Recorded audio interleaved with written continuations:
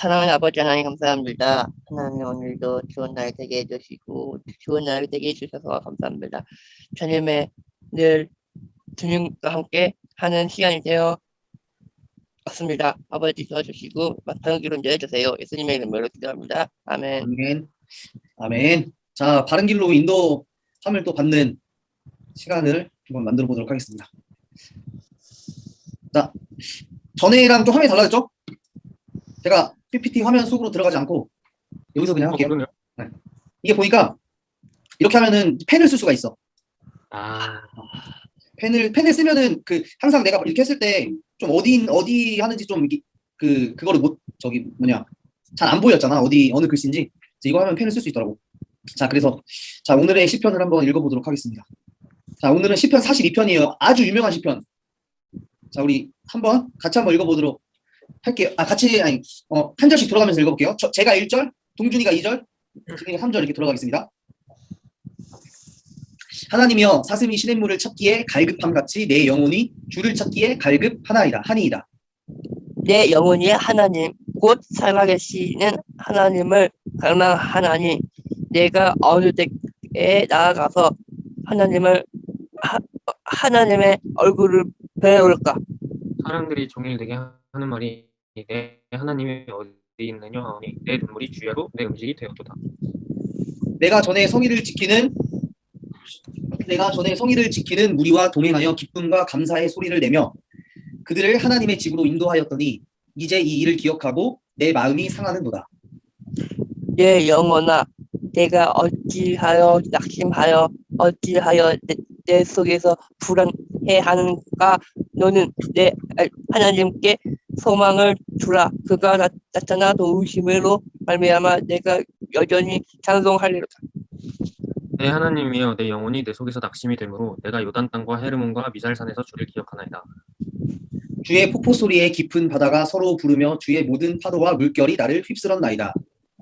낮에는 여호와께서 그의 인자하심을 베푸시고 밤에는 그의 찬송이 내게 있어 생명의 하나님께 기도하리로다.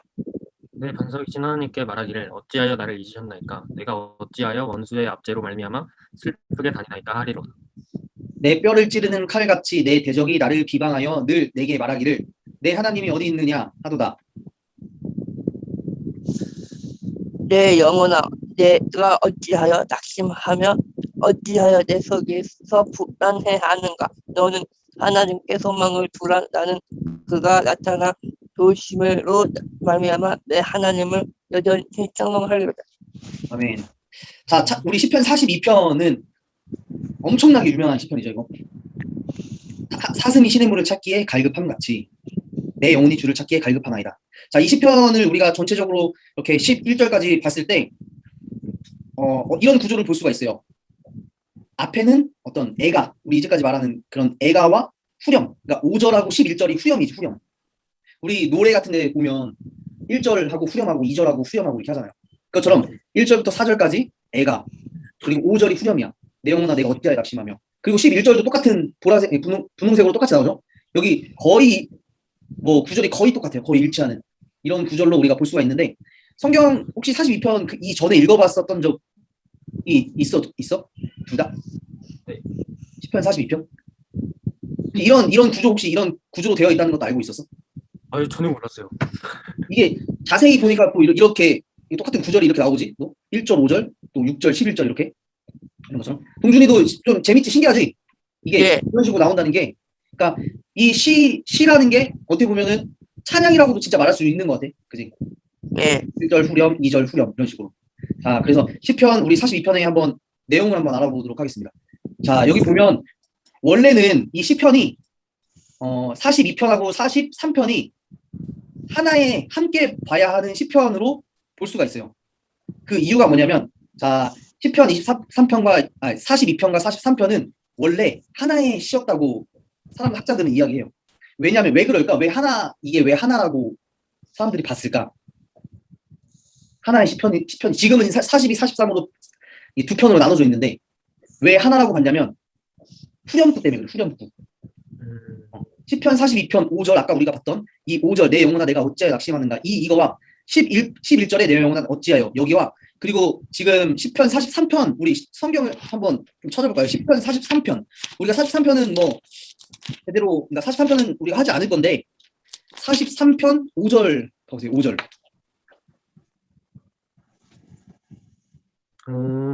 43편 5절에 보면 또 이런 게 나오죠. 내 영혼아 내가 어찌하여 낙심하며 어찌하여 내 속에서 불안해하는가. 동준이도 성경 가지고 왔어? 예. 43편 5절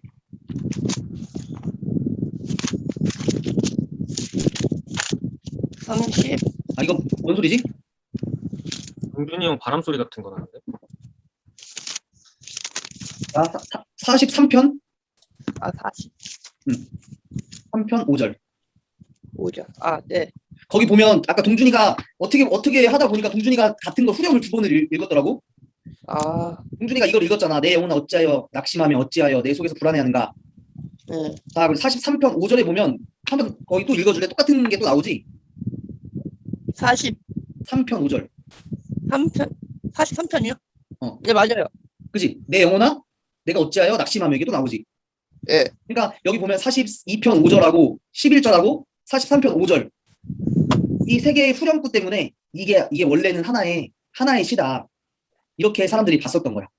그리고 어떤 보대사본 옛날에 다른 이제 시편의 다른 사본에서는 이게 나눠져 있지 않고 하나의 시편으로 나온다고 그렇게 이야기하는 사람들도 있어요. 근데 이게 언제 나눠졌는지는 자세히 알 수가 없고, 자 이게 이 42편이 처음에는 애가가 나오고 그 다음에 후렴이 나오고 이런 구조를 가지고 있는데 이 애가에서 이 시편 기자는 자신의 어떤 하나님께 분노하고 탄식하고 이렇게 하는 것보다 갈망에 대한 표현을 더 하고 있는 것을 볼 수가 있어요. 왜냐면 하나님은 자신에게서 멀어진 듯하고 자신의 대적자들은 자기를 박해하고 조롱하는 그런 상황 가운데 하나님에게 분노하는 것보다 내가 하나님을 찾는 거에 그런 갈망을 또 표현하고 있다는 거죠. 그리고 이 시편 기사는 자기 자신에게 실망하고 그 실망하는 이유는 어떤 것도 잘 되는 것이 없는 듯해서 하나님께 도움을 구하려고 하나님을 부르짖는다는 그런 어떤 의미를 가진 시편으로 우리가 볼 수가 있어요. 사슴이 시냇물을 찾듯이 이 시편 기자도 그 영혼, 자기의 영혼으로 하나님을 찾는 이런 전체적인 내용을 볼 수가 있고, 자 이런 이야기를 합니다. 그래서 42편의 이 기도는 살아계신 하나님이 허락하시고 소생시키시며 보존하시는 삶을 원하는 인간의 필요성을 말하는 기도문이라는 거예요. 그래서 이 기도는 삶을 하나님께 의존한다는 사실이 명백하게 표현되어 있다는 거죠. 그러니까 사슴에게 물이라는 거는 어떤 의미일까? 사슴에게 물은 모든 생명체에게 물이라는 건 일단 살아가는 데서 반드시 필요한. 그치? 필수지 필수. 필수. 그럼 우리 이 시편의 기자는 사슴이 물을 찾듯이 내 영혼이 하나님을 찾는다. 이러면은 비유적으로 봤을 때 하나님도 그 인간의 어떤 필수 조건, 필수라는 거지. 그치? 하나님 찾는 거. 우리의 영혼이 하나님 찾는. 동준이가 하나님 없이 살아갈 수 있을까? 아니요. 동준이에게 하나님은 필수적인 거야? 아니면은 선택적인 거야? 뭐랄까. 하나님은 그 천국에 계신 것 같아요. 천국에 계신 것 같아. 그치? 네. 만약에 이제 동준이는 하나님을 예를 들면 하나님이 정말 필요한가, 동준이에게 필요한가, 아니면 동준이가 생각하기에 하나님은 있어도 되고 나한테 있어도 되고 없어도 되는 어떤 동준이가 선택을 해도 되고 선택을 해도 하지 않아도 되는 그런 분이실까, 아니면 무조건 있어야 되는 분이실까? 첫 번째요. 무조건 첫 번째? 네. 첫 번째가 선택? 아니요. 필수? 무조건? 이게 뭐? 무조건 있어야 되는 존재? 아니요. 내가 지금 뭐 끊겨가지고 잘 안 들렸네. 잘 모르겠는데. 그러면 이렇게 해보자. 하나님이 동준이에게 정말 필요한 분이신지, 아니면 네. 있어도 되고 없어도 되는 분이신지. 첫 번째요. 무조건 필요하신 존재, 그지? 무조건 있어야 되는 존재인 거지, 그지? 그래서 이 시편의 이 기자도 똑같은 거야. 이 인간, 우리들은 하나님을 무조건적으로 하나님이 필요한 존재라고 이야기하는 거예요. 그런 기도를 하는 거예요. 왜요? 하나님 없이 사슴이 물이 없이 살아갈 수 없는 것처럼 아, 우리도 하나님 없이는 살아갈 수 없다는 거지. 그런 의미에서 이 시편에는 인간의 하나님이 이렇게 도와주시고 소생시키시고 보존하시는 삶을 원하는 인간의 필요성을 말하는 기도이다라고 정의를 할 수가 있다는 거죠. 자, 우리 본문으로 한번 들어가 보겠습니다. 42편 1절. 1절 진일이가 한번 맨 위에 거 한번 번역으로 한번 읽어주세요. 하나님이여 사슴이 시냇물을 찾기에 갈급함 같이 내 영혼이 주를 찾기에 갈급하니이다. 자, 아주 유명한 구절이죠. 사슴이 시냇물을 찾기에 갈급함 같이 내 영혼이 주를 찾기에 갈급함. 이 구절에서는 이 갈급하다는 단어가 아주 중요한 것 같아요. 갈급하다. 이 갈급하다는 것은 갈망하다, 고대하다 이런 뜻을 가지고 있어요. 우리가 뭘 갈망하고 고대하고 이럴 때 있잖아요. 지금 진일이가 제일 갈망하는 게 뭐니? 갈망, 고대하는 거. 하나님 말고 뭘 제일 원해? 성공이요. 성공. 네. 성공을 제일 갈급한다. 성공. 그럴 수 있지. 성공. 이게 성공이 나쁜 건 아니야, 그지?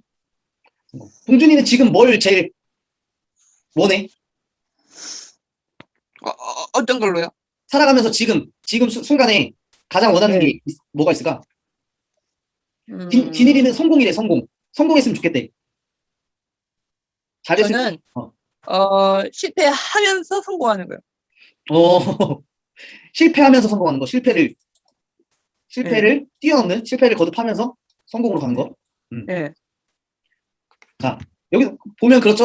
맞아요. 동준이가 얘기했던 것처럼 사슴이 시냇물을 찾은 거는 어떻게 보면 성공했다고 볼 수 있지. 사슴이 시냇물을 찾은 건 성공. 근데 사슴이 계속 시냇물을 찾는데 못 찾고 하다가 시냇물을 딱 찾으면 어떤 더 크게 기쁨을 느끼겠지. 그러니까 실패는 사실 뭐 우리에게 힘들 수도 있고 어려울 수도 있지만 그런 말도 있잖아. 실패는 성공의 어머니다. 어머니다. 이런 말도 있지. 그러니까 실패가 사실 나쁜 건 아니. 실패를 통해서 우리가 인생을 배울 수 있는 것처럼. 동준이가 아주 지혜로운 대답을 했어요. 실패. 실패는 성공의 어머니. 그치? 자, 그런 것처럼 사슴이 시냇물을 찾기에 갈급함 같이 내용이 갈급하다. 자, 여기 보면 이 갈급함을 다른 성경에서는 이렇게 표현했어요. 내가 애타게 주님을 찾습니다. 애타게. 애가 타는 건 내가 애탄다. 어떤 엄청 안절부절하면서 안절부절하면서 되게 애가 타본 적 있어? 있죠. 어떨 때 애가 타니? 애타게. 좋아하는 여자가 밀당할 때요. 에이, 참네. 밀당할 때 그지? 네. 애타게. 애타죠. 막 그러니까 손에 잡힐 것처럼 하면서 뭐지? 뭔가 현타도 좀 오고. 잡힐 듯 잡히지 않는. 그죠. 물이 있을 듯 물이 없어. 물이 나올 것 같은데 물이 안 나와. 그지? 밀당이네요. 하나님과 밀당. 밀당이네, 진짜. 그럼 밀당이 나쁜 건 아니고 밀당이 어찌 보면 관계 지탱을 위해서 아주 좋은 거지. 밀당이라는 건 어느 정도 이제 그 기준 안에서는. 자, 다음 번역에서는 이렇게 나왔어. 헐떡이듯이 내가 헐떡거려 본 적 있어? 헐떡이. 헐떡이다. 헐떡거리죠. 있죠. 주님을 잘 껄떡거리고 말고 헐떡거리다. 헐떡거리는 있죠. 언제 그러니? 언제 헐떡거리니? 이제 운동 열심히 하고 나서 지치고 목마르고. 그치. 이런 목이 타고, 그지? 숨이 가빠오고. 동준이는 운동하면서 이런 적 혹시 없었어? 헐떡거려 본 적? 저요. 음. 농구할 때 음. 계속 농구를 하잖아요. 그러면 숨이 턱끝까지 오잖아요. 그럴 때 목말라요. 그치. 그럴 때는 목이 마르니까 뭐가 필요한 거야? 그럴 땐 콜라요. 콜라. 마실 물이나 콜라나 뭐 이런 필요한 거죠? 예. 하나 그 다음에 이래요. 그리워하듯. 이 갈급함이라는 단어를 다 다르게 번역을 했어 지금. 암사슴이 시냇물을 그리워하듯이. 하다라는 말도 참 의미가 있는 것 같아요. 그리워하다. 누구를 그리워해 본 적 있어요? 어떨 때 누구를 그리워하죠? 그리워하다. 그리워하는 건 많죠. 뭐 과거도 그리워할 수 있고. 그렇지. 어떻게 보면은 사슴과 시냇물 그리고 뭐 영혼이 주님을 찾기에 갈급하다 이런 말들이 약간 연인 관계의 어떤 그런 거를 잘 비유로서 표현을 또 해주는 것 같아. 애타게 헐떡거리고 그리워하고. 그러니까 성경에서 보면 하나님과 이스라엘 백성을 어떻게 표현하냐면 하나님과 그의 백성 그리고 남편과 예수님과의 관계에서 봤을 때 남편과 신부, 신랑과 신부 이런 식으로 표현을 하잖아. 비유로. 그렇게 봤을 때 이 사슴이 시냇물을 그리워하듯 내가 하나님을 그리워합니다. 이런 번역도 참 의미가 있는 것 같아요. 헐떡거립니다. 목이 말라 주를 찾습니다. 영어 성경에서는 어떻게 나와 있을까?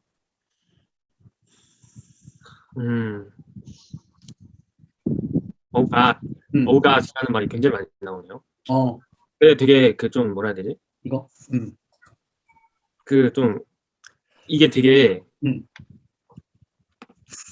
이게 이거 지금 두 개가 다른 건가요? 다른 ESV 거야. 음. 다른 거구나. 이게 뭐냐면 ESV는 잉글리시 스탠다드 버전, 그러니까 그냥 영어 버전이고 남들 많이 보는 영어 버전이고 이 타낙이라는 거는 유대인 영어 번역이야. 유대인들이 성경을 영어로 번역한 건데 어찌 보면 의미가 좀 있죠. 타낙이라는 거는 유대인들이 히브리어 할 줄 아는 유대인들이 이제 구약 성경을 영어로 번역을 해놓은 거니까 조금 더 의미가 다를 수는 있어요, 사실. 어, 이 두 성경의 의미는 좀 어때? 좀 다른 것 같아요. 좀 한번 설명을 해봐줄래? 그냥 밑에 게 조금 더 음. 되게 좀 더 간절해 보인다고 해야 되나? 뭔가 좀 울부짖고 막 좀 이런 느낌인 것 같아요. 내 영혼은? 막 되게 좀 이렇게 막 물을 찾고 하나님을 찾고 싶어서 음. 되게 막 울부짖고 막 좀 이런 느낌이 더 강하고 간절한 느낌이야, 타낙이. 더 좀 간절한 느낌이에요. 사실 그러면 사슴이 시냇물을 어떤 찾는 거에 간절한 표현이나 이런 것들이 좀 더 잘 표현될 수도 있겠네요. 그 타낙 네. 영어 성경이 그지? 네. 자, 이렇게 많은 번역 성경들을 우리가 봤을 때 하나님 사슴이 시냇물을 찾는 것과 우리의 영혼, 시인의 영혼이 주를 찾기에 갈급하다는 것이 약간 이런 큰 여러 가지 뜻을 내포하고 있는 단어라는 걸 우리가 의미를 알 수 있는데 이 시편은 사실 시편의 기자는 갈망하고 있는 게 하나님이시죠. 하나님.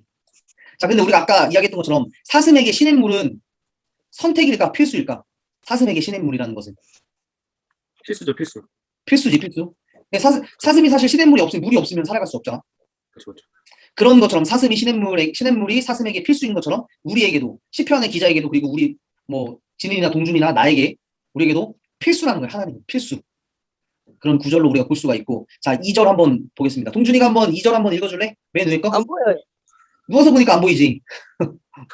진짜 안 보여요. 2절. 성경책으로 봐봐.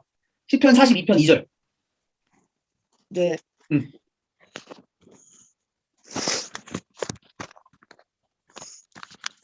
42편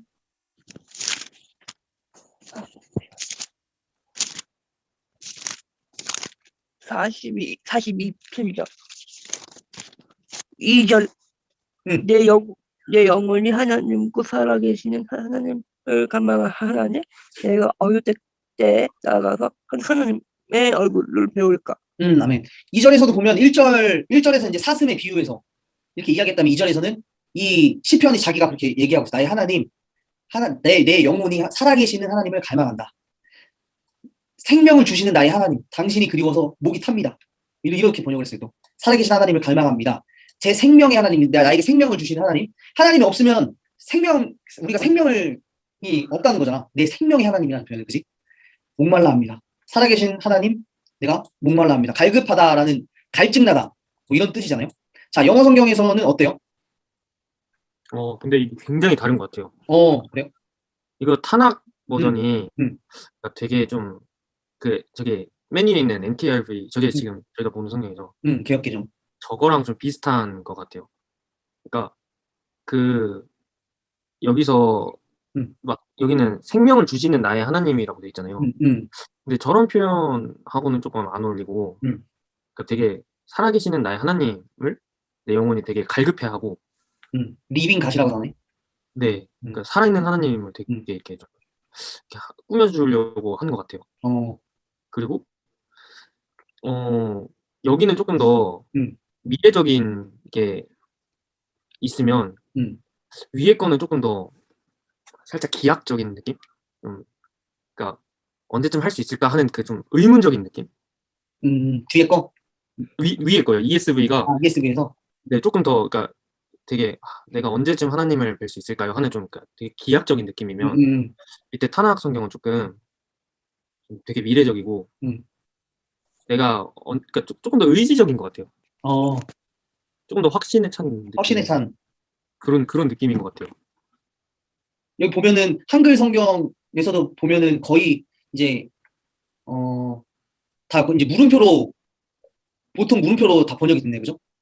네, 언제 당신의 얼굴을 배우리까? 어, 네, 하나님 뵐 수 있겠습니까? 그러니까 아직 이 사람이 아직 살아계신 하나님을 갈망하고 있는데 아직 그 하나님을 못 찾은 거지.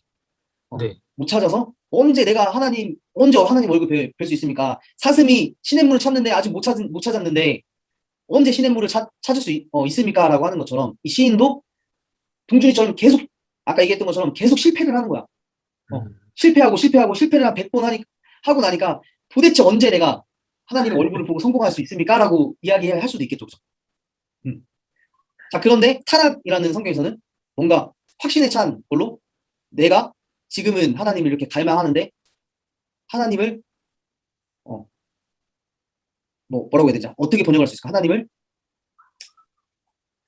내가 언제 하나님을 만날 수 있을까요? 그러니까 근데 이게 뭔가 의심이나 이런 음, 것보다는 그러니까 되게 그러니까 하나님은 진짜 살아계신 분이고 어, 그거를 조금 더 그러니까 기하학적이고 되게 의지적인 느낌이라고 해야 되나?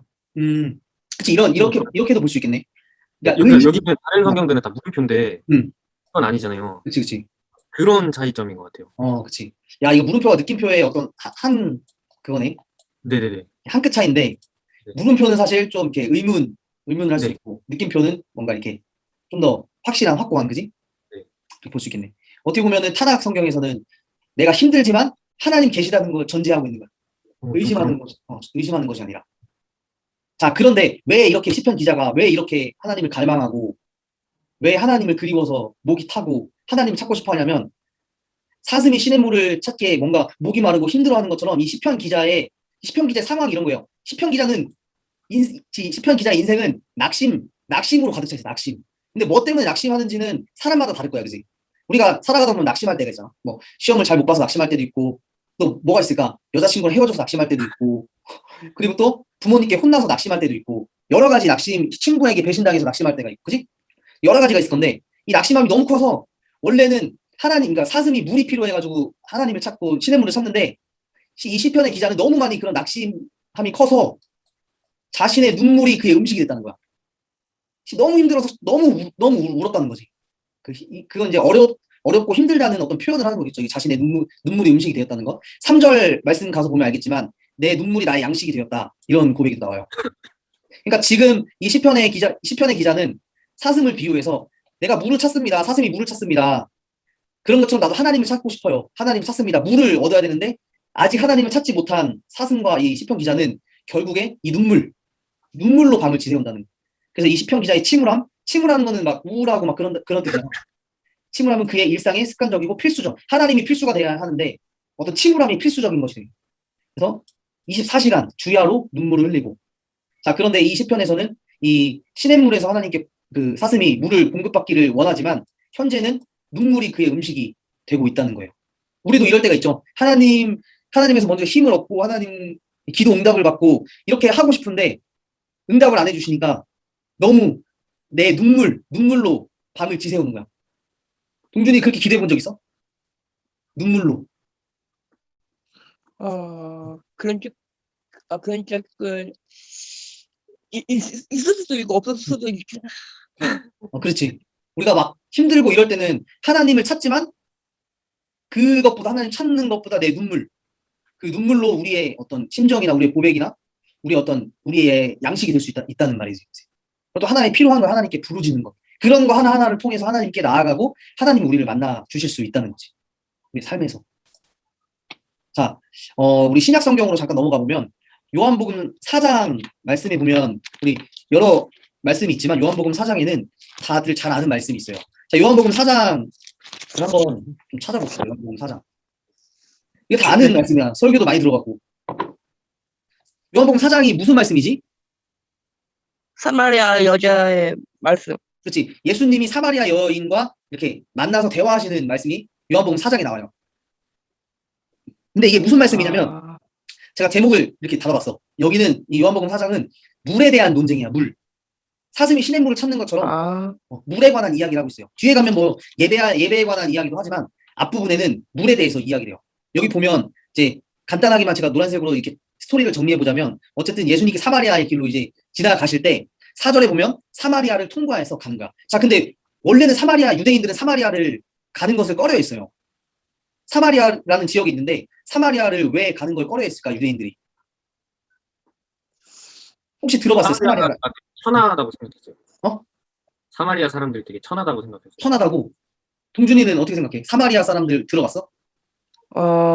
그러니까 가난한 사람들에게, 음. 가난한 사람들에게 이렇게 전하는 거요. 아, 가난한 사람들이었다고? 사마리아 사람들이? 예. 저 그거 아니에요? 뭐 옛날에 노예 갔다가 음. 안 돌아온 사람들? 안 돌아온 사람들. 어, 조금, 역사를 좀 이야기해보면, 향동쌤 모신다. 아, 향동쌤, 안녕하세요. 안녕하세요. 어, 향동쌤, 저녁 드셨어요? 네? 저녁 드셨어요? 저녁? 네네. 아, 오늘 짜장면 맛있게 드셨어요? 다른 데 갔어요. 아, 어디 가셨어요? 더 맛있는 거 드셨나? 홍보석이요, 홍보석. 홍보성이 어디죠? 거기 짜장면집 아니에요? 중국집인지 짜장면 안 팔아. 아, 약간 뭐 요리 이런 거. 아, 저기구나. 탕수육 파는데. 탕수육하고, 그, 덮밥인가? 국밥 있잖아. 네. 그거 팔고. 어디 성수동에 있는데요? 저기 성원중학교 가다 보면 그쪽. 지나치면은 보이거든요. 아, 그러셨구나. 뭐 드셨어요? 탕수육? 탕수육이랑, 탕수육이랑 그거 뭐지? 짬뽕 덮밥이요. 짬뽕 덮밥 맛있었겠다. 아, 저는 저희 동준이는 냉모밀 먹고 저는 돈가스 덮밥 먹었어요. 점심. 자, 이제 우리 지금 요한복음 4장에 대해서 이야기하고 있는데 향주쌤 오늘은 시편 42편의 말씀이에요. 그때 말씀하셨듯이 사슴이 시냇물을 찾기에 갈급한 같이 내 영혼이 주를 찾기에 갈급한 그 성경 말씀인데 자, 지금 사마리아에 대해서 이야기하고 있는데 향주쌤 혹시 사마리아에 대해서 조금 아시는 거 있으신가요? 사마리아인들. 예수님께서 사마리아의 지역을 통과하시면서 가야겠다고 이야기하셨는데 원래는 유대인들이 사마리아를 통과하지 않거든요. 근데 왜 통과하지 않을까요? 그 통일 이스라엘 때, 네, 다시. 남이스라엘과 북이스라엘로 어, 갈라졌잖아요. 네네네. 갈라졌는데, 네. 어디지? 북이스라엘이 북이 남유다. 남유다, 네, 북이스라엘 네, 멸망하면서 네, 식민 포로로 끌려갔었거든요. 네네. 끌려가가지고 이게 뭐라고 하나? 이 민족을 말살한다고 해야 되나? 네, 민족성 말살. 그거 네. 뭐지? 여러 민족이랑 아, 섞여가지고 네네. 이스라엘 사람들이 네, 사마리아를 이스라엘 사람으로 취급 안 하고 네. 그래서 이 사마리아를 피해가는 걸로 알고 있는데요. 어, 맞아요? 어디 신학대학원 나왔어요? 아니요? 어디서 그렇게 잘 아세요? 와, 대단하시다, 진짜. 거의 정확하게 알고 계시네. 저 정도면 장신대 가서 설교해야 되는 거 아니에요? 아니, 웬만한 전도사님들보다 더 잘하시는 것 같아요, 진짜. 그러니까 거짓말이 아니라 다들 잘하시는 전도사님들 많지만 모르시는 전도사님도 많아요. 기가 막히네. 자, 원래 이제 조금 설명해 보자면 여기 그림을 보면 이렇게 이스라엘이 있는데 이제 여기가 요단강이고 이게 갈릴리가 있으면 자, 여기가 이제 이집트고 아까 말했던 것처럼 북이스라엘이랑 남유다로 나뉘었어요, 이렇게. 근데 이제 분열왕국 시대를 지나다가 여기 이 위쪽에 보면은 무슨 나라가 있냐면 아수르라는 나라가 있어요. 아수르. 들어봤죠? 아수르. 근데 이제 처음에는 뭐 약 722년이라고 얘기하는데 722년에 이 아수르가 북이스라엘에 쳐들어와가지고 얘네를 이제 멸망시키고 잡아갔어요. 노예로 잡아갔어요. 근데 이제 나중에 이제 남유다도 바벨론으로 끌려갔지만 이 아수르 제국은 아까 이야기했던 것처럼 향수쌤이 이야기했던 것처럼 민족 말살 정책이라고 볼 수 있는 혼합족을 만들어버렸어요. 그러니까 북이스라엘의 정체성을 없애버리려고. 자, 그래서 그렇게 이제 그 포로됐던 사람들, 북이스라엘 사람들을 나중에 이제 막 혼합을 민족을 혼합시켜서 막 이스라엘에 있는 여러 지역으로 흩어져서 살게 했어요. 그 중에 한 곳이 사마리아예요, 지금 사마리아. 그러니까 여기 있는 사람은 이 남유다 그리고 나중에 그 예수님 당시에 유대인들은 이 사마리아의 지역에 사는 유대인들 보면 저 사람들은 정통이 아니다. 이렇게 보는 거지. 정통 유대인들이 아니다. 그래서 이 사람들하고는 상종하지도 않는 어떤 그런 역사적 배경이 있는데, 그래서 여기서 예수님께서 사마리아를 통과해서 가야 하겠다라고 이야기했을 때 제자들, 이 요한복음에 나오지 않지만 제자들은 좀 의아해했어. 예수님이 왜 사마리아를 통과해서 가실까? 자, 그런데 예수님은 일단 사마리아 수가라는 동네에 이르렀고 7절에 보면 사마리아 여자 한 사람이 이때 물을 기르러 나왔대. 물을. 아까 우리 42편에서 사슴이 신의 물을 찾는 것처럼 이 한 사람이 물을.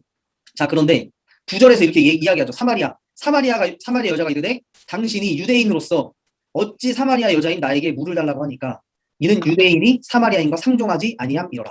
이렇게 나오죠. 그러니까 이때 이 구절만 봤을 때도 유대인이 사마리아인과 어떤 대화도 안 하고 사람으로 취급하지 않는데 왜 당신은 나에게 물을 달라고 하냐, 이렇게 이야기를 하는 거죠.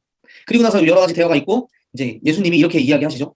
예수께서 대답하여 이르시되 이 물을 마시는 자마다 그 우물에 있는 그 야곱의 우물에 있는 물을 마시는 자마다 다시 목마르려거니와 내가 주는 물을 마시는 자는 영원히 목마르지 아니하리니 내가 주는 물은 영생하도록 솟아나는 샘물이 되리라. 여자가 이르되 주여 그런 물을 내게 주사 목마르지도 않고 또 여기 물 길러 오지도 않게 하옵소서. 그러니까 이 사마리아 여인은 이제까지 계속 물을 찾기에 계속 갈급하고 했는데 물을 계속 떠먹은 거잖아. 그럼에도 불구하고 계속 갈급하니까 그 우물을 계속 찾아갔던 거지. 그런데 예수님께서 그러니까 실패를 했던 거죠. 어떻게 보면 실패. 동준이가 아까 이야기했던 것처럼.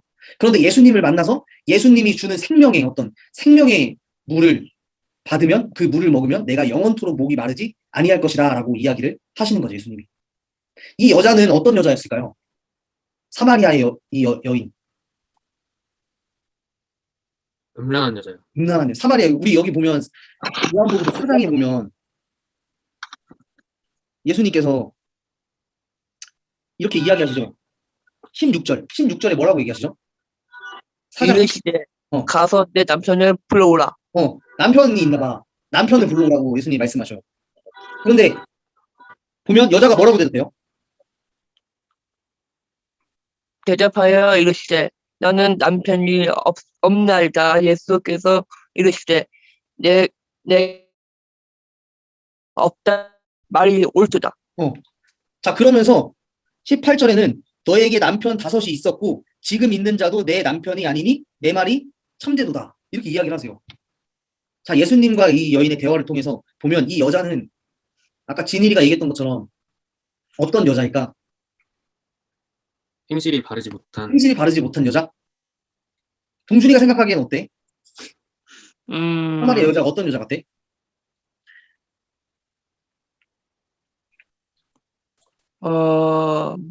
목이 마르다고 생각하죠. 목이 마른 여자. 네. 뭔가 인생도 목이 마르고, 그지? 남편이 5명이나 있는데 그래도 목이 말라서 계속 남편을 계속 만든 거야? 만족하지 못하고? 향정생은 어때요? 어떤 여자 같아요? 이 사마리아에. 불행한 여자야. 불행한 여자. 와. 네. 여기 보면 자, 음란한 여자 하나 나왔고 지금 불행한 여자. 왜 그렇죠? 이게 사마리아에 있다가 또 남편이 여럿이 있다 보니까 네. 이거 뭐라고 그래나? 원래는 인생 자체가 남편이 5이라고 했겠는데 이게 그 시대에서는 그 뭐지? 그 부인이 남편이 죽으면 동생이랑 결혼하는 풍습이 있었잖아요, 이스라엘에. 네네. 그것 때문에 결혼하다 보니까 5명이 생긴 게 아닐까요? 그런 것 때문에 남편이 네. 죽고 네. 어떤 혼자가 되어서 그 동생이나 그 가족 중에 형제 중에 형사 취수제를 통해서 이제 남편이 5명이나 됐다. 네. 그래서 불행하다. 어떻게 보면 또 네. 근데 또 그거는 사실 이 여인을 보호해주기 위한 어떤 그런 제도거든요, 사실. 근데 그게 보호해주는데 그때는 병이 유행하다 보면은 남편이 죽고 하다 보니까 형제가 여럿일 경우는 계속 이게 사망하고 하니까 그 뭐지? 부인이 네. 홀로 있잖아요. 그래서 어쩔 수 없이 결혼하면은 어쩔 수 없이 5명이 될 수밖에 없는 상황이죠. 5번을 결혼할 수밖에. 5번. 뭐 그렇게도 생각을 해볼 수가 있겠네요. 자, 어떻게 보면은 뭐 과부라고도 이야기할 수 없고 남편을 잃어서 그죠? 자, 여러 가지 생각을 해볼 수가 있는데 이때 당시에 이제 이 관습이나 유대 율법들 문화적인 것을 좀 알면 이 여자가 어떤 여자냐면 보통 이제 두 가지로 해석을 많이 하는데 하나는 진일이가 이야기했던 것처럼 이 여자는 음란한 여자다라고도 볼 수 있는 해석들이 있었어요. 예전까지는 많이 이렇게 해석을 했는데 요즘엔 이렇게 해석을 하지 않는 게 어떤 이제 많은 해석인데 어떤 해석이냐면 이때 당시에는 이 그러니까 여자는 여자로 보지 않는 거지. 어떤 하나의 물건으로 취급하는 그런 남자의 어떤 선호 사상 그런 게 있잖아요. 이때 당시는 여자는 남편에 의해서 버려지는 여자라고 보는 거지. 그러니까 남편이 있었는데 남편 막 이런 그때 당시에는 뭐 예를 들면 모세의 율법 그런데 보면 여자를 이제 이혼에 관한 어떤 그런 법들이 있어요. 그런 유대 율법이 있는데 이혼에 대한 율법을 예수님이 말씀하시면서 다른 복음서에 보면 이 유대인 남자들이 그 율법을 가지고 너무 여자들을 버리는 거야. 이혼을 자꾸 하는 거야. 그러니까 예를 들자면 이런 바느질을 못해. 그게 하나의 이혼 사유가 되는 거야. 뭐 예를 들면 또 뭔가 그러니까 꼬투리를 잡는 거야. 계속 그런 율법이라고 자기들이 만들어 놓고 그러면서 계속 어떤 이혼을 하고 그 여자를 버리고. 그러니까 이 여자는 그런 배경하에서 몇 번이나 버림받은 여자예요. 지금 너에게 남편이 5이나 있었고 지금도 남편이 있대. 그러니까 이 여자는 계속 버림받은 여자. 어떻게 보면. 그러니까 불쌍한 어떤 인생을 살아갔던 그런 여인이라고 볼 수가 있죠, 사실. 그런 인생 가운데 예수님께서 이제까지는 어떤 그런 보호받지 못하고 버림받고 계속 이혼당하고 어떤 이런 어려운 그런 인생을 사는데 행복을 갈구하고 어떤 안정을 갈구하고 평안을 갈구하는 그 여자가 누구를 만난 거지? 예수님을 만나서 예수님 말씀을 듣고 영원히 이제 다시 목마르지 않는 그런 인생으로 바뀌는 그런 순간이 바로 사마리아 여인과의 예수님의 대화라고 볼 수가 있는 거예요. 이렇게 보면 어떻게 보면 이 여인에 대한 평가가 180도 달라지는 거지 사실. 완전 음란한 여자에서 어떤 불행한 그런 여인으로. 우리도 사실 이런 때가 많이 있어요. 이 인생을 살아가다 보면 이 사마리아의 여인처럼 사실 계속 뭔가 실패하고 버림받고 버림당하고 이런 어떤 경험을 가지고 살아갈 수 있는데 그런 경험 속에서 내가 자꾸 이렇게 그걸 채우려고 물을 마시고 채우려고 노력은 하지만 결국 계속 갈급하다는 거야. 그럴 때 누가 필요한 거야? 영원히 목마르지 않은 생수를 주시는 예수님, 하나님 예수님 필요하다는 거죠. 그래서 요한복음 4장과 시편 42편은 사실 좀 이렇게 연관되는 것 같아요. 연관되는 어떤 내용으로 볼 수가 있을 것 같아요. 자, 그리고 뒤에 이제 42편 3절을 보면 아까 여기 주야로 내 눈물이 내 음식이 되었다. 라고 이야기하면서 사람들이 시편 기자에게 뭐라고 얘기하냐면 이렇게 이야기합니다. 종일 내게 하는 말이 내 하나님이 어디 있느냐? 내 하나님 어찌 되었느냐? 너희 하나님 어디 있느냐? 어디 계시냐? 내 하나님이 어디 있느냐? 왜냐면 왜 이런 얘기를 할까? 이 시편 기자가 너무 고난, 어려움에 빠져 있는데 그게 해결되지 않고 계속 눈물로 인생을 살아가고 있으니까 하나님을 모르는 사람이 이 시편 기자한테 야, 너 하나님 진짜 있냐? 네가 믿는 하나님 있냐? 어디 있냐? 이렇게 이야기를 하는 거지. 영어에서는 좀 어때요? 영어 성경에서.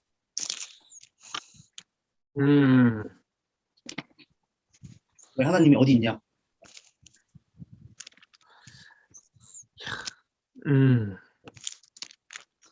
그러니까 일단 똑같은 것 같아요. 영어 성경이 한글 성경으로 이제 해석된 거는. 근데 이제 우리말에서는 이제 주야로 내 음식이 되었도다라고 나오잖아요. 영어에서는 이게 have been my food day and night이라고 돼 있거든요. 그러니까 이게 과거부터 지금까지 계속해서 쭉 밤낮으로 계속해서 쭉 막 내 눈물이 나의 어떤 음식이 되었다. 나는 조금 더 그러니까 더 길고 이렇게 좀 더 그런 표현들이 살짝 빠져 있는 것 같아요. 이제 되게 오랜 시간적으로. 네.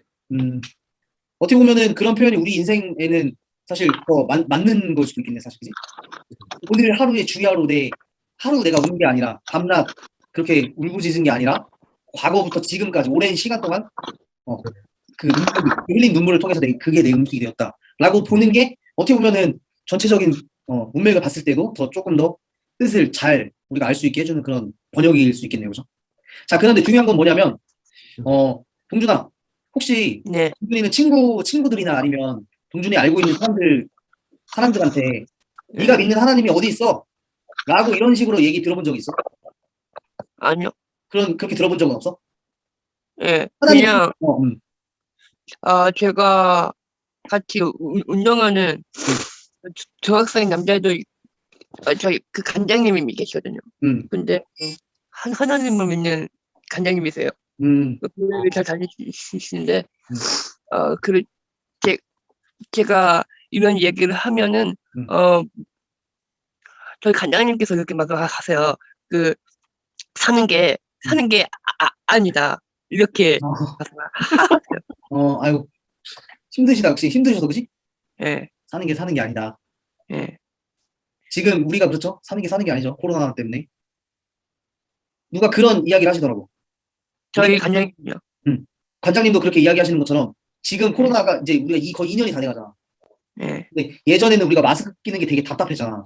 처음에는. 예. 지금도 답답하지만. 근데 그 답답한 것조차 답답한 걸 못 느끼고 그게 이제 우리에게 일상이 되었다는 게 더 어찌 보면 더 무섭다는 거지. 옛날에는 마스크 써서 언제 벗어서 답답해. 근데 지금은 1년 지나고 2년 다 돼가니까 이제 이게 필수가 된 거야. 어떻게 보면 이게 당연한 게 된 거고 잠깐 어디 나갈 때도 무조건 마스크를 끼는 게 당연한 게 된 거지. 당연한 일상이 된. 참 이런 어려운 현실이 지금 보면 청년 실업률도 안 좋고 정말 직장 하나 구하기가 힘든데 그런 힘든 것이 어찌 보면 우리한테 당연한 어떤 일상이 되어버린 것이 더 슬프고 더 답답하다는 거지. 관장님도 어떻게 보면 사는 게 아니다. 그런 이야기를 했을 때 인생이라는 건 참 어렵죠. 자, 그게 저희 간장님이 부인한테도 계속 장사를 드시고 스트레스를 받으시는 것 같이 스트레스 쌓이면요. 어렸을 때 뭐 대머리를 대고 빡빡빡빡 그런 신분이시거든요. 스트레스를 받으시면 그게 뭐 머리가 빠진 아이고. 그러니까 참 너무 마음이 아프다 진짜. 동준이가 관장님께 계속 기도를 해줘. 제가 계속 기도를 하고 있어요.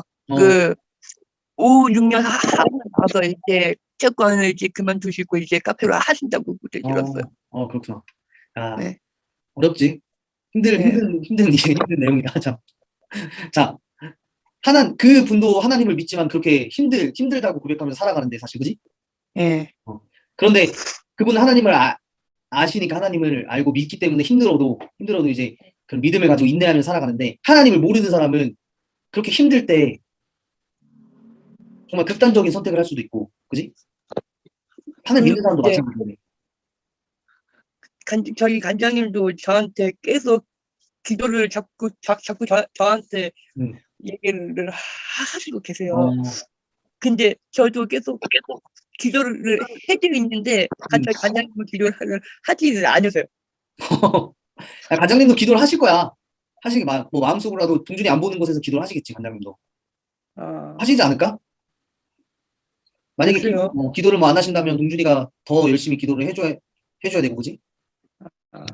자, 그런데 여기 보면 이런 표현이 있어요. 네 하나님이 어디 있느냐, 내 하나님이 어디 있느냐.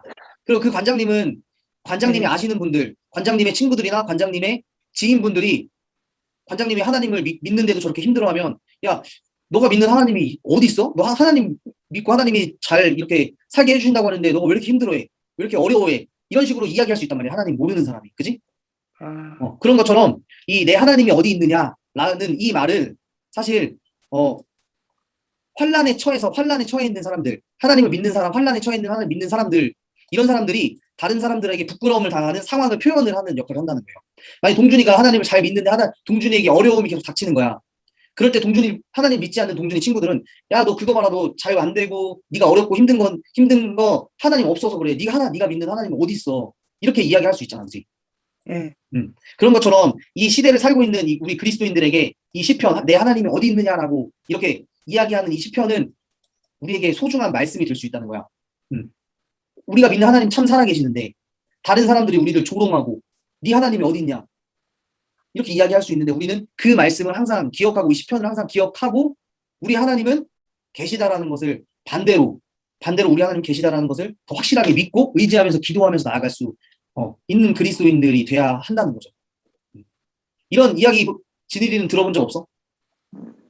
좀 근데 많이 들어보기도 했던 것 같기도 하고 이제 그런 얘기도 많이 했죠. 이제 제 친구들은 이제 취업할 나이가 됐잖아요. 이제 뭐 나 먹고 살기도 바쁜데 하나님을 찾냐 뭐 이런 좀 현실적인 얘기들 그런 얘기들 많이 듣는 것 같아요. 그치? 믿지 않는 사람한테는 사실 먹고 사는 문제가 그렇죠. 여전하지, 그지? 언제 가서 예배 드리고 있겠어, 주일날, 사실. 그렇죠. 2시간 공부를 하고, 일을 하고 말이지, 그지? 향종쌤은 어떠세요? 주변에서 이런 말. 주변에서요? 네. Where is your God? 지금은 없는 것 같아요. 지금은 없는 것 같아요. 예전에는 있어요.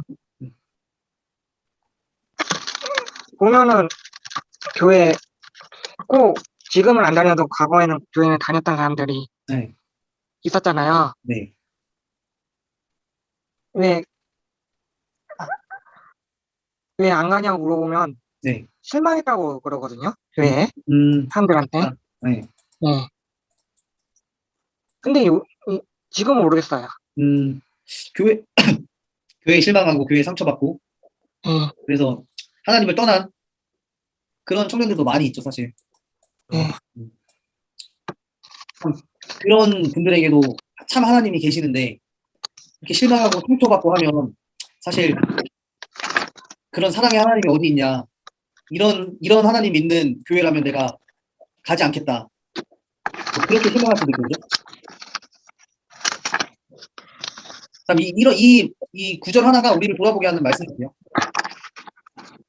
네 하나님, 나의 하나님이 나의 옆에 계시죠. 나의 옆에.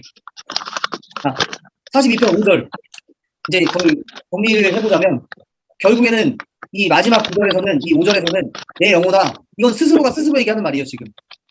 이 시편 기자가 자기가 자신의 영혼한테 이렇게 이야기하는 거야. 진일이한테, 동준이가 동준이한테, 향종쌤이 향종쌤 마음속으로 자신의 영혼한테 이렇게 이야기하는 거죠. 내가 어찌하여 낙심하고 불안해 하는가? 하나님께 소망을 둬라. 하나님의 도우심으로 말미암아 내가 찬송할 것이다. 네가 어떻게 그렇게 낙심하면 괴로워하냐? 너는 하나님 기다려라. 이렇게 우리말 성경에서 이렇게 이야기해요. 내 영혼아, 왜 그렇게 풀이 죽어 있냐? 동준아, 왜 그렇게 풀이 죽어 있어? 왜 불안해? 왜 그렇게 불안해?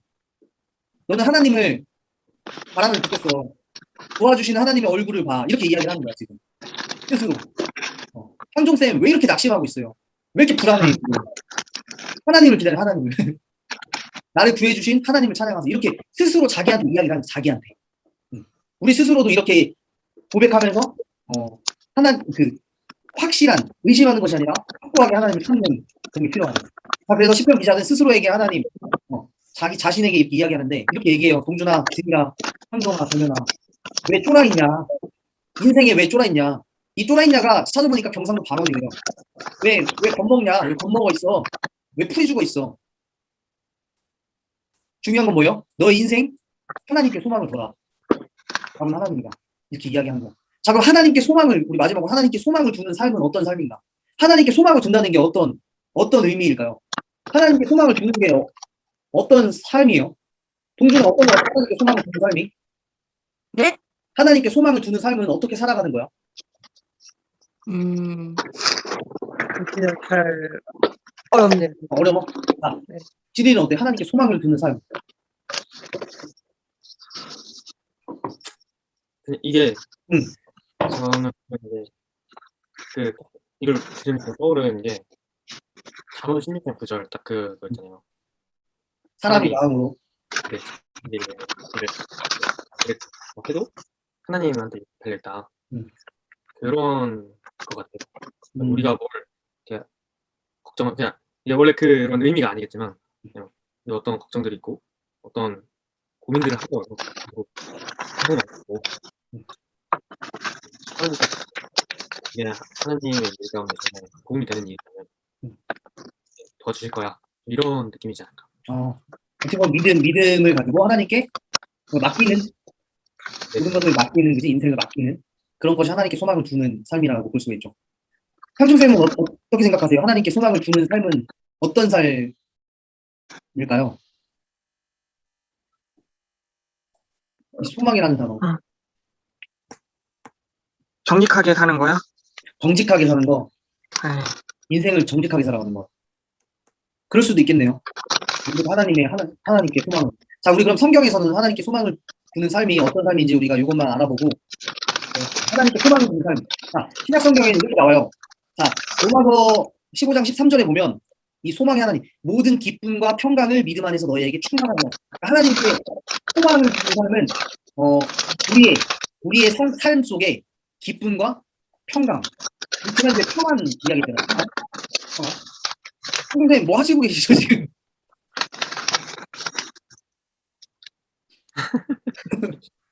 자, 여기 보면 기쁨과 평강을 우리에게 충만하게 해주신다는 거야.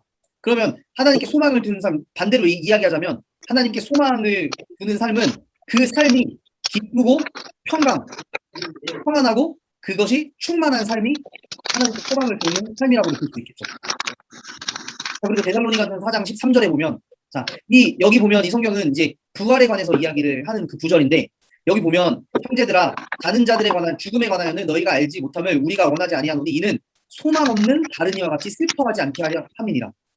이 말은 뭐냐면 반대로 뒤집어 생각하면 우리에게는 믿는 자들에게는 소망이 있잖아. 부활의 소망이 있잖아. 이 부활의 소망이 없는 사람은 슬퍼한다는 거야. 슬퍼한다. 죽음을 대했을 때. 근데 우리는 그렇지 않는다는 거죠. 우리 안에 이 부활에 대한 소망을 가지고 있는 사람이라는 거죠. 그래서 슬퍼하지 않는 삶, 인생을 슬퍼하지 않는 삶이라고 볼 수가 있고, 디모데전서 1장 1절 말씀에 보면 자, 이렇게 이야기해요. 우리 구주 하나님과 우리의 소망이신 그리스도 예수의 명령을 따라 그리스도 예수의 사도된 바울은, 이 바울을 설명하는데 예수 그리스도가 소망이 되신다는 거야. 예수 그리스도가 소망이 되시는데 그 소망 되신 예수 그리스도의 뭐를 따랐대요? 이 사도 바울이 여기 보면 명령을 따랐어요. 어떻게 보면 이 말씀을 통해서 알 수 있는 건 바울도 하나님께 소망을 두면서 하나님께 소망을 두며 살아가는 삶은 예수님의 명령을 따라 사는 삶이라고도 이야기했어요. 하나님의 말씀대로 하나님의 명령을 따라서. 그리고 디모데전서 5장 5절에 보면 이 소망을 둔 사람은 주야로 항상 하나님께 간구와 기도와 간구를 하는 삶, 그것이 하나님께 소망을 두는 삶이라고 이야기할 수 있고, 자, 여기 디모데전서 6장 17절에 보면 이 세대에서 부한 자들, 재물 이야기하는 거예요. 부한 자들 명할 마음을 높이지 말고 이 재물에 소망을 두지 말고 오직 우리에게 모든 것을 주시는 하나님께 소망을 둬라. 어떻게 보면 우리의 가진 재물들, 부한 것들, 이런 것들에 소망을 두는 것이 아니라 하나님께 소망을 두는 삶, 이야기하는 거죠. 자, 그리고 요한에서 마지막으로 3장 3절에는 깨끗한 행실에 대해서 이야기를 하고 있어요. 그의 깨끗하심과 같이 자기를 깨끗하게 하는 거죠. 하나님께 소망을 두는 삶은 구체적으로 이런 삶이라고 할 수 있어요. 진이가 이야기했던 것처럼 내 모든 삶을 하나님께 맡기는 것, 여기에 포함되는 이야기겠지만 구체적으로 하나님이 깨끗한 것처럼 우리도 깨끗하게 살아가려고 노력하는 삶, 소망을 두는 삶이죠. 항상 기도하고 간구하는, 명령을 따라 하는 삶, 슬퍼하지 않는 삶, 항상 평안으로 충만하게 사는 삶, 그리고 재물에, 부한 것에 소망을 두는 것이 아니라 하나님께 소망을 두는 삶, 이런 것들이 하나님께 소망을 두는 삶이라고 볼 수가 있을 것 같아요. 자, 그래서 이번 한 주간에는 우리가 여러 가지 이야기를 나눴지만 이렇게 네 가지, 하나님을 갈망하는가, 하나님을 내가 찾는가, 갈급해하는가 생각해봤으면 좋겠고, 동준아, 진이라 왜 낙심하고 불안해하냐, 괴로워하냐, 하나님께 소망을 둬라, 소망을 두고 있는다, 그렇게 생각하고, 인생, 하나님이 우리에게 주신 인생 끌지 마라, 끌 필요가 없다, 내가 가진 것이 없다고 되는 일이 없다고 끌면 안 돼. 동준아, 알았지? 네? 겁먹으면 안 된다는 거야.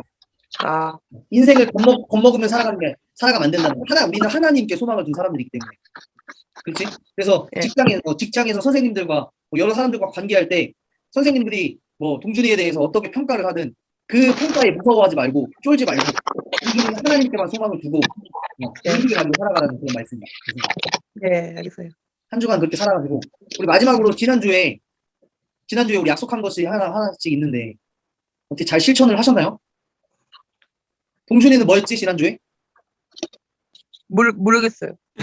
동준이의 입에서 악을 제하고 하나님을 경외하는 것 아닌가? 아, 네, 맞아요. 악을 제하는 거 그지?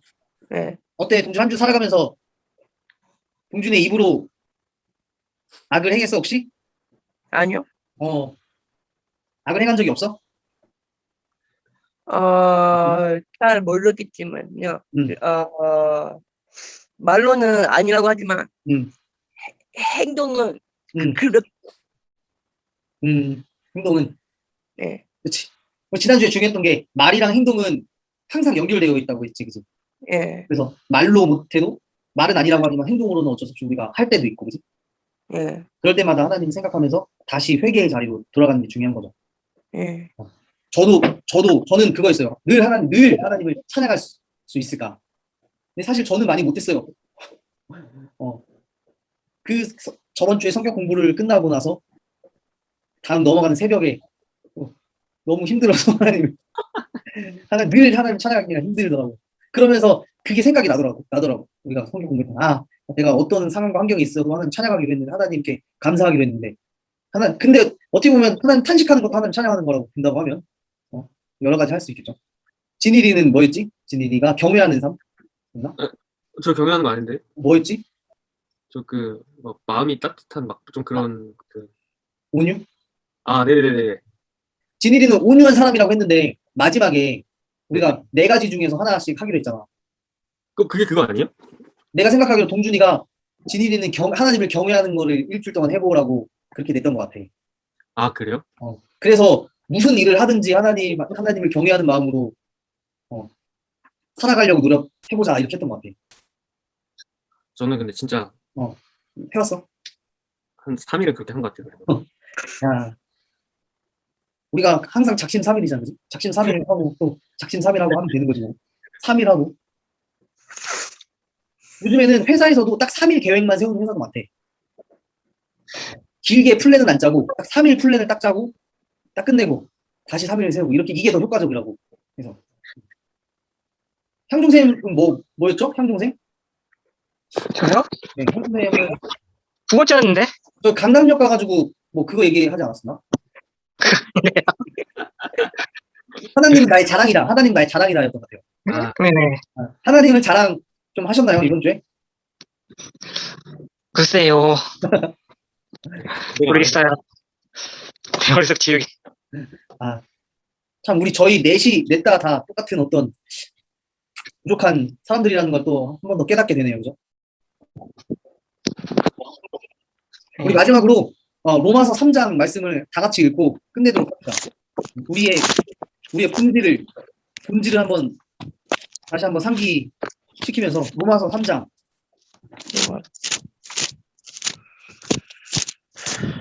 로마서 3장 10절로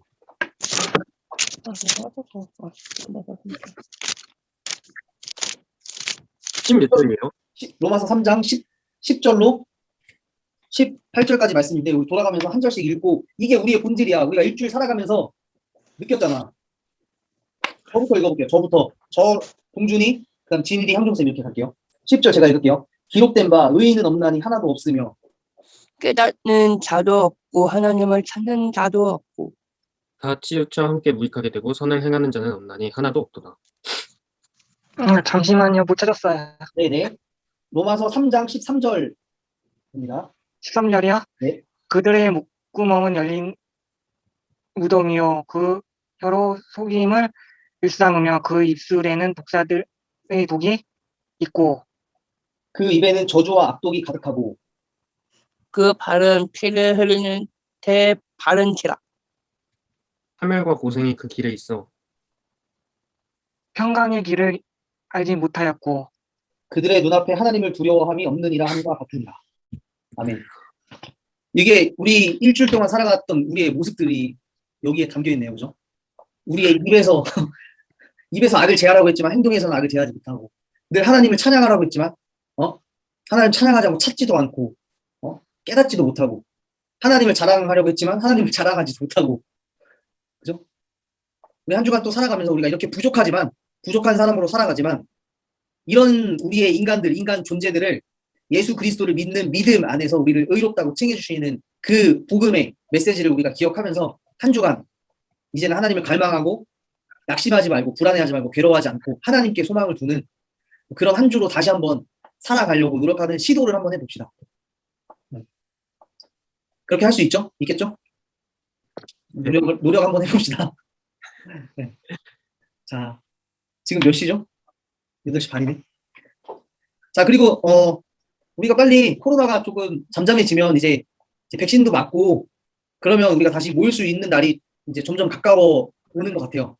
그러니까 조금만 더 힘을 내시고 모여서 밥도 먹고 모여서 성격 공부도 하고 수련회도 가고 그런 시간을 가질 수 있도록 또 함께 소망을 갖고 또 지내보도록 합시다. 자, 한 주간 잘 보내시고 또 힘든 일이나 어려운 일이 있으면 카톡 주세요. 기도 제목 있으면 개인톡 하시고, 어떻게 보면은 이 셋 중에서 평일날 동준이랑밖에 연락을 안 하는 것 같아. 동준이는 나한테 막 영상통화도 오고 막 카톡도 오고 막 그러는데 향동쌤하고 진이는 연락이 안 오는 것 같아. 또 어려운 일이 동진이 열심인가 봐요. 네? 동진이 열심인가 봐요. 동준이 심심하면 연락해서 편의점에서 라면 먹고 집에 간다고 연락을 해요.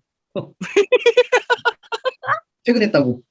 그러니까 우리가 제가 사실 목회자고 우리 청년들이고 성도고 하지만 그냥 다 같은 형이고 동생이고 하는 우리가 그런 마인드로 사실 모였으니까 어렵고 힘들 때 기도 있거나 부탁을 하고 싶을 때 연락하고, 제가 답장을 빨리 못할지라도 연락하면서 서로 간에 교제하면서 그렇게 지내보도록 또 합시다. 자, 진이 알바 잘하고 한국쌤도 고생하시고 공준이도 한 주 잘 보내. 네. 향동생 한 주 잘 보내세요. 네. 네, 화이팅입니다. 진이랑 연락해. 네.